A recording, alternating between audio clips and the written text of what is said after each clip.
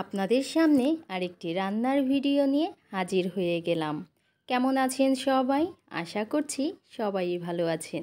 আমিও ভালো আছি। আজকে আমি রান্না করব হচ্ছে লাউ টমেটো দিয়ে মাছের তরকারি। তো এই তরকারিটা রান্না করার জন্য এখানে আমার যা যা লাগবে সবগুলো আমি একসাথে দেখিয়ে দিচ্ছি।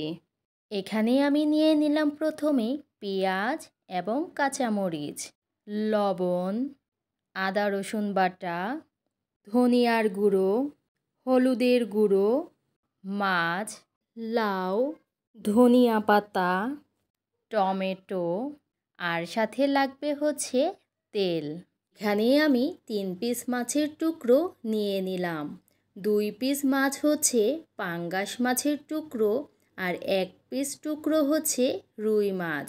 মাছগুলোর মধ্যে প্রথমেই আমি হলুদের গুঁড়ো এবং লবণ দিয়ে ভালোভাবে মাখিয়ে নিচ্ছি।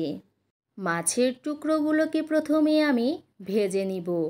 তাই ভেজে নেওয়ার জন্য প্রথমে আমি কড়াইয়ে পরিমাণ মতো তেল দিয়ে নিলাম। তারপর একটা একটা করে মাছ দিয়ে দিলাম। যখন মাছগুলোর এক পাশটা ভাজা হয়ে যাবে, উল্টে আমি মাছগুলোর অপর পাশটাও ভেজে নিব। যখন মাছগুলোর 2 পাশটাই ভালোভাবে ভাজা হয়ে যাবে, তারপর আমি মাছগুলোকে কড়াই থেকে উঠিয়ে নিব। তাই এখানে আমি একটা একটা করে মাছগুলো উঠিয়ে নিচ্ছি।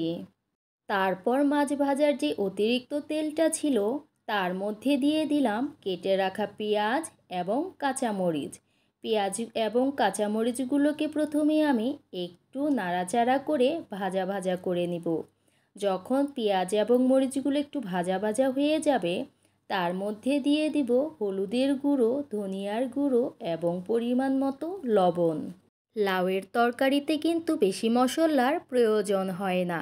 তাই এখানেই আমি লাউয়ের তরকারিটা কাঁচামরিচ দিয়ে রান্না করব এবং হলুদের পরিমাণটা খুবই সামান্য দিব। মশলাটা যখন কষানো হয়ে যাবে, তারপর কেটে রাখা লাউগুলো আমি মশলার মধ্যে দিয়ে দিব।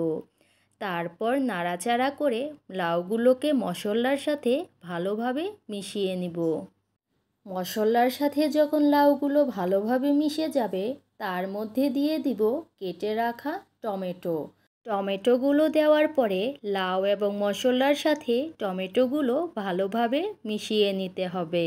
যখন সবগুলো একসাথে ভালোভাবে মেশানো হয়ে যাবে, তারপরে সবগুলো একসাথে আমি ভালোভাবে কষিয়ে নেব। লাউয়ের তরকারিতে কিন্তু পানি দেওয়ার কোনো প্রয়োজন নেই, কারণ লাউ থেকে যথেষ্ট পরিমাণের পানি বেরিয়ে আসবে। ওই পানি দিয়েই লাউগুলো সেদ্ধ হয়ে যাবে। লাউগুলো যখন ভালোভাবে কষানো হয়ে যাবে, তার মধ্যে দিয়ে দিব পরিমাণ মতো তরকারির ঝোল। ঝোলটা যখন বলক চলে আসবে, তার মধ্যে দিয়ে দিব ভেজে রাখা মাছগুলো। মাছগুলো দিয়ে দেওয়ার পরে সবগুলো উপকরণ একসাথে ভালোভাবে মিশিয়ে নিতে হবে। যখন ঝোলটা একটু শুকিয়ে আসবে, তার মধ্যে দিয়ে দিতে হবে কেটে রাখা ধনিয়া পাতা।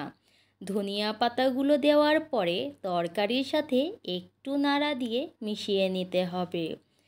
তারপর আর কিছুটা সময় চুলার মধ্যে রেখে দিলেই হয়ে যাবে আমার আজকে লাউ টমেটো দিয়ে মাছের তরকারি। যদিও লাউ টমেটো দিয়ে মাছের তরকারি আপনারা সবাই রান্না করতে পারেন, তবে আমি কিভাবে রান্না করি আজকে এটাই আপনাদের মাঝে শেয়ার করলাম। তো আজকে আমার এই ভিডিওটা আপনাদের সবার কাছে কেমন লেগেছে? এতক্ষণ সময় যারা ধৈর্য সহকারে আমার সম্পূর্ণ ভিডিও দেখেছেন, সবাইকে অসংখ্য ধন্যবাদ।